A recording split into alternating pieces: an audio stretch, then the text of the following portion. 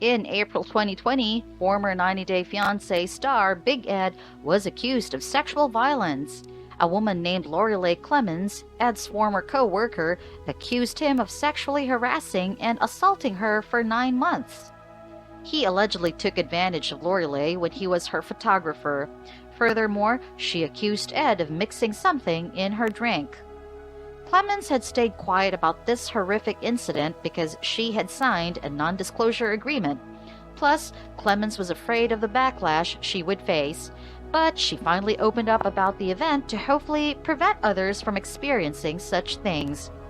Since coming out, people have shown their support for the girl, but those allegations against Ed died down. However, some are speaking out against Ed's casting in further shows. One person wrote, "Honestly, can't stand seeing Ed on screen and all over Instagram after the sexual assault story came out. Has TLC addressed this?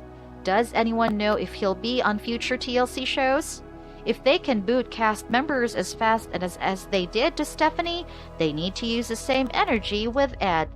Even if he settled outside of court, how are they still giving this disgusting old man a platform? Something needs to be done by TLC or by fans of the show." While another Redditor explained, a girl came out on TikTok and claimed Ed harassed, drugged, and sexually assaulted her. She claims she took it to court and that he settled outside of court. I don't remember exact details or the whole story, but here's a link to a very informative 15-minute video on the situation. Many fans don't believe Ed could do such a thing and dismissed the claims. But there should be a thorough investigation on Big Ed, and if the allegations do come out to be accurate, there should be justice.